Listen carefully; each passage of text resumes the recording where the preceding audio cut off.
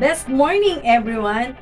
Welcome po sa isa na namang episode ng online series ni Inang Pamantasan kung saan ang pagkatuto ay walang hangganan. Ito ang PNU Talks. Ako po si Binibining Sheryl R. Malubay, ang inyong magiging learning from home buddy sa araw na ito. Ngayong araw ay makakasama rin po natin ang ating mga katuwang sa pagtuturo, ang mga masisipag at matatyagang mga magulang at tagapatnubay ng ating mga mag-aaral, ang TLC o Teaching and Learning Collaborators. Tara, pag-usapan natin ang Adaptation of Project Score, a school of readers at home, capacitating teachers and parents in teaching reading. I-comment ang inyong mga katanungan at kuro-kuro tungkol sa episode natin ngayong araw.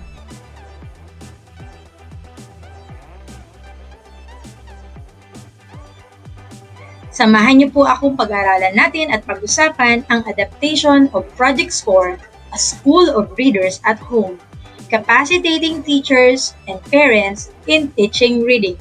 Huwag kalimutang i-like at i-share ang episode po natin. Ako po ay mas kilala bilang Teacher Yei. Ako po ay nagturo sa Cupang Elementary School for 14 years. At sa loob po ng mahabang taon na ito, nakita ko ang hirap ng pagtuturo ng reading. Whether ito po ay sa English or sa Filipino. That is why it has been my advocacy to push reading independence in every grade level. Most of us teachers, we really spend time and effort to teach learners who cannot read and struggling in reading. Ramdam ko po kayo, hindi po madali ang magturo ng pagbabasa. That is why I designed several reading programs that will help our learners to read. With a cheerful heart, allow me to share with you some of the activities of Project Score which are suitable in the kind of learning situations that is happening in the Philippines. So kindly take down important details and take a screenshot for your reference. You may share your ideas about the topic and in our comment section. And learn with me as we build together a nation of readers. Before we start our session, maglilibang po muna tayo. Okay, handa na po ba kayo? Let me request everyone to get a pen and a piece of paper. Pwede na rin po gamitin nating cellphone para po sa pagsagot. Okay, so listen carefully to the words that I will say. Ang gagawin po natin, magpo-pronounce ako, magsasabi ako ng salita. I-identify niyo po ilan ang sounds na maririnig po ninyo dun sa word. Okay? How many phonemes or letter sounds are there? Okay, ready? First word, I love to play. The word is play. Play. Next, number 2. She turns on the light. Light. Light. Number 3. We keep it in a pouch. Pouch. Pouch. Number 4. The child is reading.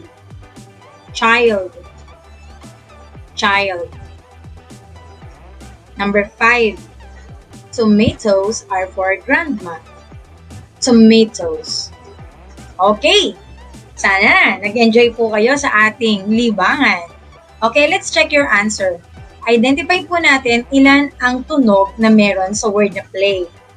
Okay. Number 1 is 3. Number 2, light, 3. Number 3, the word pouch, 3. Number 4, child, 4. Number 5, tomatoes, we have 7. Okay.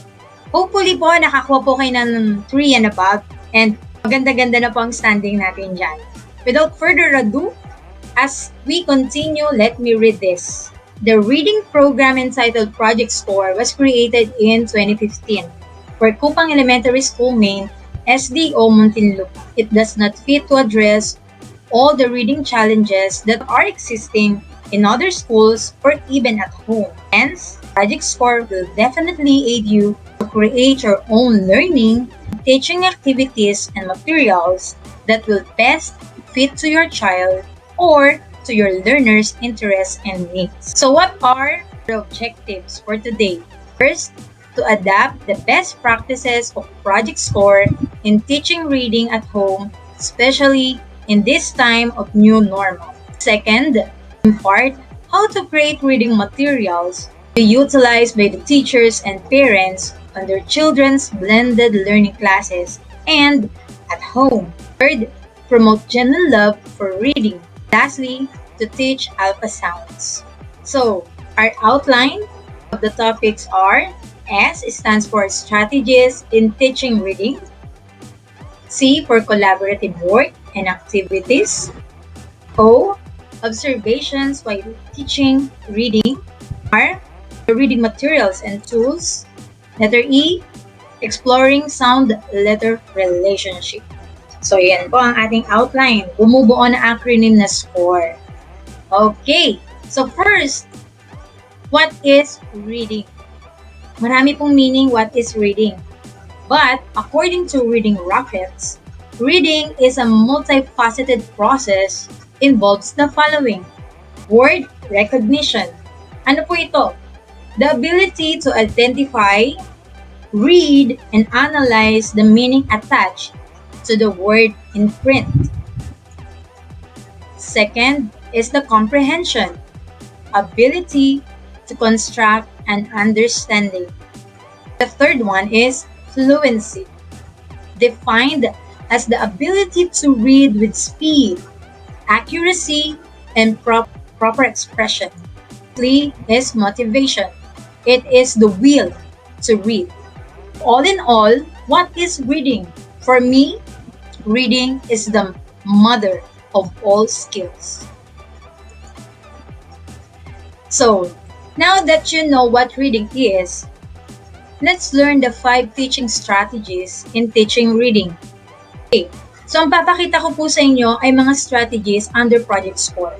There are many strategies but I rather choose only 5. Okay, so the first one is print awareness. Ano po ito? It is one of the 5 critical pre-reading skills. Without print awareness, a child are unable to develop other literacy skills such as reading, spelling, and handwriting. May mga manifestation na ang bata ay marunong ng print awareness. So, unang-una po, kapag po ang bata na-practice natin o naturuan natin ng pag-open ng book, hindi po baliktad, kundi tama po ang pag-open ng book. Then, also realize that sentences are read from left to right. Okay. What else? Letter knowledge. Ayan. So what is letter knowledge? It is able to see and recognize letters.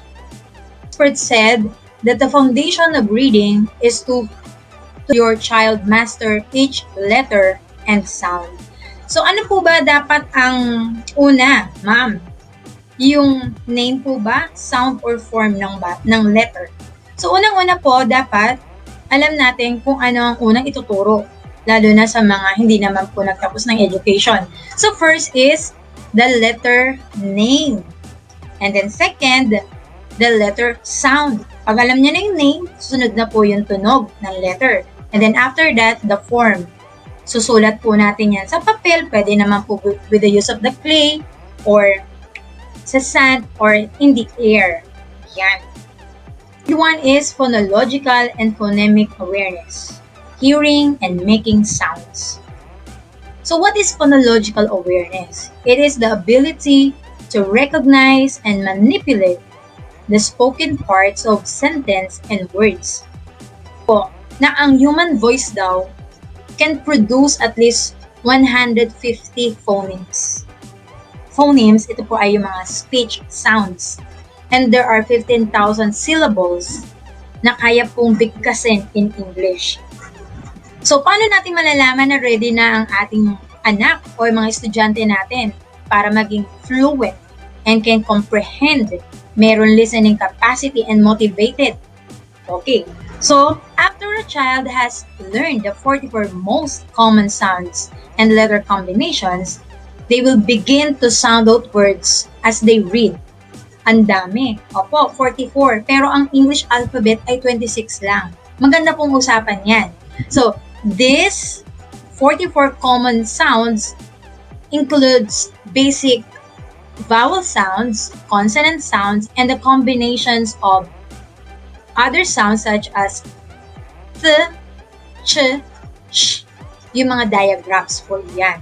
So, number 4, in order to learn a language, a child depends on listening. Makakapagsalita po sila ng maayos kung meron po silang magandang foundation sa listening. Parang pakikipag-usap palagi sa baby, diba? Sabi ng matanda na always talk with the baby. This is very crucial in the first 5 years of their life.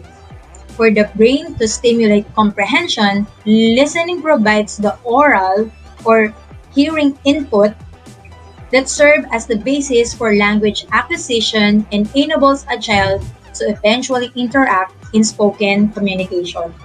So habang ang bata po hindi pa nakakapagsalita, nakikinig lang po muna sila. Ganoon din po ang ating mga non-readers. Hindi man po nila mabasa at first, but through listening, naintindihan po nila, ay ganun pala siya. Ganun pala siya sabihin. So, okay. What is the 5th one? The last one is motivation to read. Cultivating love for reading. Ito po dapat yung meron ang bawat isa sa atin. Mapagguro, mapabata, mapaparent or guardian. The love for reading. So I suggest if you are a teacher or a parent, gawin po nating ugali or libangan na magdala at least 3 books sa ating bag. Para po pag may kasama tayong bata at meron tayong free time, makakapagbasa po tayo ng books. And magkakaroon po tayo ng modeling, napapanood ng bata, nakikita ng bata na we have the love for reading. So now let's go for letter C, collaborative works and activities. So I'm going to show you the new and the old pictures that our schools had conducted during Project Score. So feel free to adapt the suggested activities on your own school and in your home place. Okay. The first one is drop everything and read. 20 minutes before the class starts, they will drop everything and read. During face-to-face class, the learners will settle down and get any material or reading material they like to read. At home, pwede po natin itong i-adapt. In 20 minutes or 15 to 20 minutes, practicing po natin ang mga bata in a specific schedule na magbabasa po sila. They will drop everything. No gadgets, no other things, diba, on their hands. Magbabasa lang po sila. So, yan. Another one, suggestion is a day in a library. In CSM, every section in each grade level has a schedule to visit our school library. Bakit po? Kasi kailangan matuto ang mga bata how to behave inside the library. What are the proper etiquette, the manner sa loob ng library. And also, each grade level has to tell a story within their grade level. Ito po yung may complete costumes, may mga props. Ang aim po nito is to develop the self-confidence, the communication skills, as well as the acting skills ng mga bata. So sa bahay, paano po natin to gagawin? We can also adopt this at home by encouraging one member of the family to retell a story. So pwedeng si lolo, pwedeng si lola, or si mama. Mag-change ng voice, gagawa ng costume, nagsosot ng costume, and then para mas maging lively and magical ang ating storytelling. The third one is Battle of the Bookworms. So sana po ang mga school sa Pilipinas ay mayroon din ganitong Battle of the Bookworms. Ngayon pong panahon ng pandemic, marami pong naging book lover and bookworms. Yan po ang isa sa magandang naging resulta ng pandemic. Okay, so ano po ito? It is a contest all about books, movies, and stories. In this activity, teachers will develop love for reading and enrich their knowledge about literacy. Yan po yung nagkakaroon ng sapilitan sa pagsalid. Napipilitang magbasa. Pero at the end of the day, tuwan-tuwa po sila dahil ang dami po nilang natutunan. So sa loob po ng bahay, we can adapt this. The parents will create or construct 15 questions para po sa mga bata and dun din po sa mga younger individuals sa kanilang neighborhood. So pwedeng it's all about fables, pwede pong about teleserye, okay, so localized. What else? And model in residence. In our previous Literacy Month celebration, every December po, nagkakandak kami ng Literacy Month celebration. We invited popular individuals or someone who is a role model to our children to read a story. Years ago, Mr. Neil Coletta, an actor from the famous telenovela 100 Days to Heaven, was invited to read Lester the Kid during our first Muntinlupa summer camp. Ang saya po ng aming summer camp. Meron po kaming artista. Yan po yung panahon na kasikatan po. So parents can also serve as a role model. Even their ninong and ninangs can be invited to their house to read a story for their mga inaanak. So after that, the kids can draw their favorite part of the story or pwede naman na they can construct sentences out of the story. So marami pong activities na pwedeng magawa out of model in residence. Another activity that will motivate the children to read is cross-age tutoring. So volunteers from grade 5 and grade 6, they taught younger kids in lower levels who struggled in reading. We can adapt this at home through the help of our ate and kuya. In this manner, we can also build leadership and volunteerism to young leaders. Summer Reading Camp. Every summer since 2013, selected learners attended a 5-day summer reading camp activities. So, at home, we can do this too by making a 5-day reading schedule for 25 minutes. Madali lang po yan. So, for example, if you have 5 days on Monday, iba-iba pong subjects across learning area. Basta ang focus po natin ay more on reading. So, pwede pong magkaroon ng experimentation, pwede din ng baking, integration of PPP, depende po sa grade level or sa age ng bata. Through that, magkakaroon po tayo dyan ng mga environmental print, nakita yung logo ni Jollibee, McDonald's, and whatsoever. Okay, in this activity, it is more enjoyable when you shared it with other kids. Character parade. Yan. This is one of the most awaited activities of the learners and parents as well. The learners were in character, wearing their chosen costume while portraying their favorite character in a story or a movie. So yan, every year po yan nagkakaroon ng parade sa aming school. And of course, bago nyo pong gawin to, no, dear teachers, kung gusto nyo pong i-adapt, make it sure ang security ng mga bata and most of all, kailangan makipag-coordinate po sa barangay para po sa traffic. So, at home, they can wear their own costumes and portray their favorite character. Reading corners or book-in marathons. It encourages kids to read even just for 5 minutes. Kapag may mga reading corners kasi, nandyan lang yung mga books. They are free to touch it, to open it, to read it.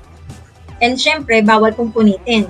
So, as long na may reading corner, nagpo-promote po tayo ng reading. So, ngayon, dahil wala na po yung mga book marathons, nagkaroon po kami ng alternative. We have the storage bins. So, dinideliver na po ng librarian ang aming books instead of cart, storage bins. So, I suggest that every home, in every house, there must be a reading corner where kids can exercise their brain, improve their concentration, and enrich their language skills.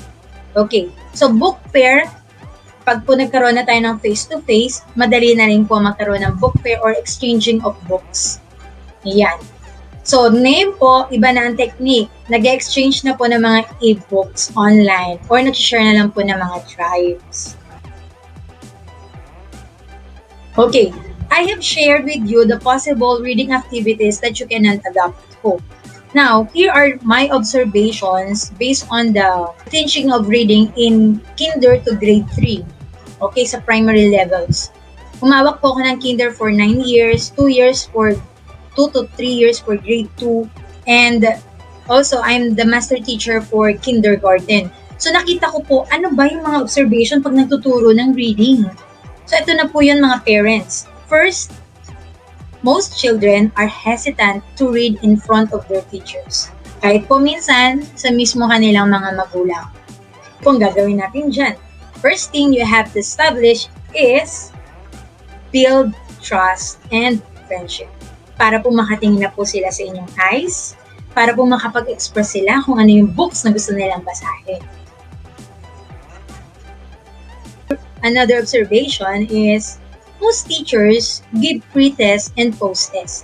And mostly, ang mga binibigay po sa preschool and higher grade, mga self-made po ng teachers. But, if you want to have a standardized, meron po tayong informal reading inventory assessment tool. Okay, these reading results will guide you to monitor their progress. Mas maganda po na nakapag-pre-test, gaya po ng ginawa natin bago tayo mag-session, para malaman natin nasaan na ba ang skill ng mga bata. Saan ba ako mag-uumpisa? Paano po ako mag-start? Ano yung reading materials na kailangan? Ano yung interest ng bata?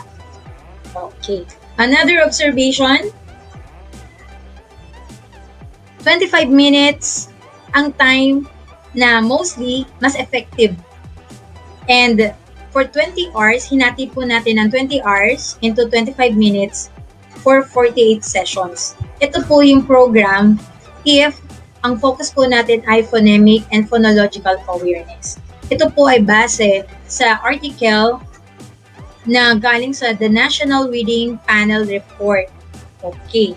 So, inadapt ko po yung article na yon from the National Reading Panel. So, in Cupang, Maine, the duration of the videos, learning videos are only 15 minutes and the time or session po pag nagtuturo ng reading is only 25 minutes. Okay. Systematicphonic Instruction. I've seen teachers who have a systematic phonic instructions. Very good po, lalo na yung mga seasoned teachers. Nakita ko po yan. Madami po silang mga recycled materials, marami po silang mga reading materials na talagang sarili. Hindi pa po uso noon ang computerized, pero sila po matyagang nagsusula. Kaya, itong systematic phonic instruction sana po ay i-apply natin sa loob din ng bahay. Hindi po yung kung ano lang yung letter na nagustuhan mong ituro for today. But for the first letter, I suggest yung first letter po ng name ng bata. Para naman po magkaroon ng sense of pride and belongingness. And then after that, pwede na po natin ituro kung ano po yung tinuturo kung paano magbasa. So sa Filipino, there is a study na mas effective po gayahin or ituro yung marungkong. Sa English, meron din pong ganon. But we will talk about that sa other sessions. Okay, another one is the ability of reading materials. So, yan po. I observed na minsan, madaming reading materials si teacher. Pero, meron naman din na ibang teacher, konti lang yung reading materials. So, ang pinakamaganda po nito ay to collaborate and work with others na magkaroon po ng sharing of materials and gumawa po ng team para magkaroon ng mga quality reading materials for grade level. So sa bahay naman po, tuturuan ko po kayo paano ano ba yung mga reading materials o yung pinakamahalagang basic lang na kayang gawin ng sulat kamay ni nanay at ni tatay. Okay, let's have letter R. Reading tools or materials used by Project Scores. Ultrasound display cards, ultrasounds flashcards, developing reading power, and educational videos. So ito po yung aming mga gamit. Okay, ang pwede ko pong ipakita sa inyo ay ang ultrasound flashcards. Okay, it was created last 2015 and it was designed for beginning readers. It has 47 sounds, not 26, built on sounds, not letters. Diagrams are learned faster, functional and adaptable material, ideal for modification. So ito pong flashcard na po ito ay kahit may original akong gawa, pwede nyo pong gayahin at magbago po kayo ng mga pictures. And then, this is also good for supplementary material for reading programs. And ito po yung gustong-gusto ng ating mga heads at ng mga nagbo-budget low-cost project or materials. You don't have to print dahil ipapakita ko na po sa inyo sa screen, kaya sabi ko, screenshot nyo po. Hindi na po kayo magpiprint, screenshot, and then magagamit na po ninyo after this session sa mga bata. Pwede nyo pong balikan sa PNU Talks ang video po natin para po guided po kayo sa mga sounds. Okay. So, imagine the pieces of jigsaw is a word. Yan po. The child has to read it with 26 letter sounds that she knew. Ang ituro lang po natin ay 26 sounds. And then i-identify niya yung word. Kulang. There are some combinations po na hindi na ituro dun sa 26 letter sounds. So what if, kung ibibigay po natin ang alpha sound display cards. So, ito po ang 47 letter sounds. Tignan po natin yung word or yung picture. Madali po ba na-identify? Do you think she can able to decode the words easily? Thank you. Yes, it will be hard for her kung 26 lang ang kanyang alam. So, without further ado, tignan na natin. This is alpha sound display cards. Pwede nyo po yung i-print or ipatarpaulin, pwedeng i-paste or i-post sa wall o sa kwarto ng bata and sa classroom. Okay, so I designed and conceptualized the chart. Ito po, yung mga pictures po na yan ay sponsored or created by Canva Philippines. So thank you so much Canva Philippines for this blessing, for giving us the opportunity, mga teachers, na makagawa ng material na walang copyright or talagang binibigay po ng libre. Okay, so now I'm going to show the phonemes or the sounds of the letters. Ready na po? Okay. So let's start with letter A. So, ang tituro ko po ay puro tunog. Hindi ko na po babasahin ang letter name. Puro po letter sounds. The prints, mapapansin niyo po, there are written in red. Some are written in black. All letters which are written or printed in red are vowel sounds. Yung mga nasa black po ay consonant sounds. Okay. So, let's start. A, ant. B, bun. K, cat. D, dog. E, egg. Fun. Photos. Gas. Hat. Ink.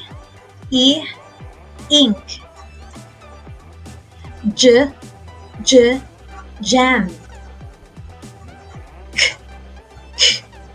Kiss. Lid. Mat. net. A cup. P pen. Q quail. R rag.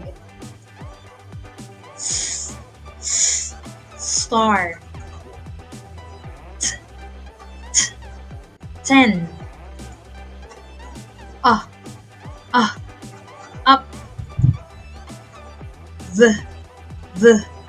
Van.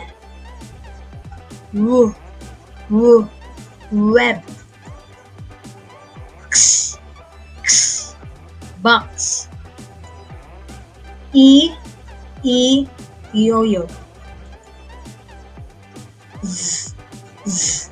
Zoo. A clay. E B. I sigh. O oat. O toes. U unicorn. U book. Oi soil. Oi toys. Ow pouch.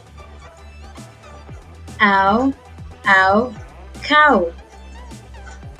R jar. Fern.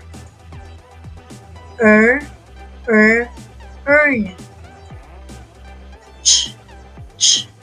Check. Ship.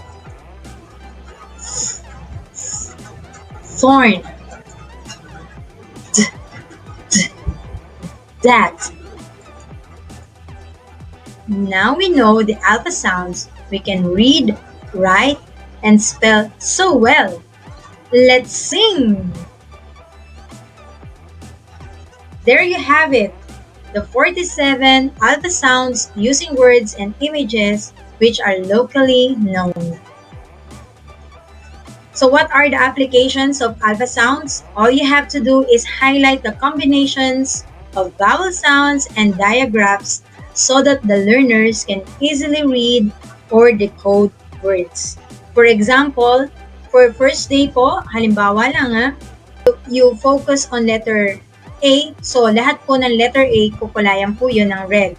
More on apple, ant. Yan. The last part is exploring sound-letter relationship. Okay. So this is the last part. A play-based learning with assistance of adult. Ito po yung pinaka-favorite ng mga bata. Nag-aaral sila ng sounds at the same time naglalaro. So here are some of the games that we can adopt at home. First, break an egg. Forming CBC patterns. The next one is stacking Legos. Blending and segmenting of letter sounds. Third, rainbow hop. Magkakat po kayo. All you have to do is make circles and then write letters and then mag-hop po yung bata para ma-identify naman niya and identify niya kung ano yung sounds ng letters. Okay.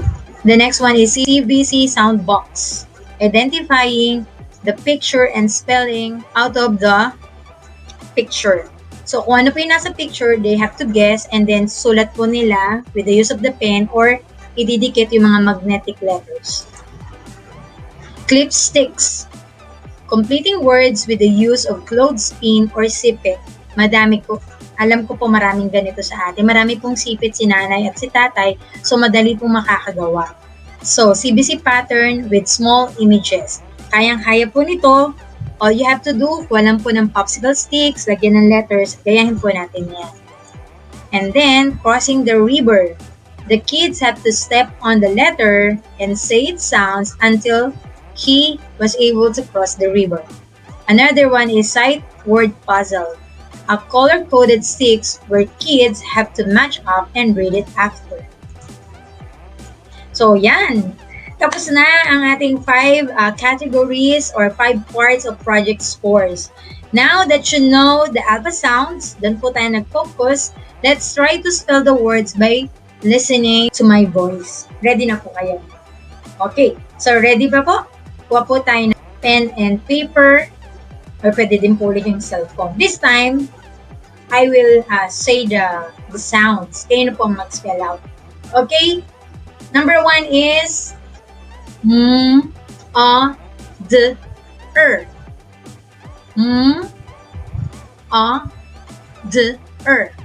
Okay.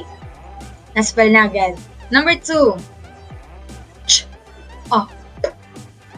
ch, Number 3. Sh, I, p, sh, I, p. Number 4. Sh, or t, sh, or t. And number 5. S, k, out, s, k, out. Okay, so what is the answer in number 1? Pwede po nating sulat sa ating comment section. Number 1 is mother. Very good. Next, number 2 is chop. Ch-a-k. Ch-a-k. Chop. Number 3 is sh-i. Short E po yan. Sh-i. Ship. And number 4 is short. Number 5 is scout. I hope everyone got a perfect 5. Okay.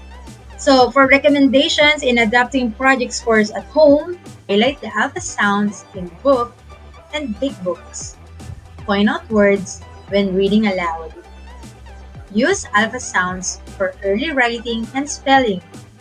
Alpha sounds is good for after-class sessions, tutorials, and home activities. Small group is much appreciated.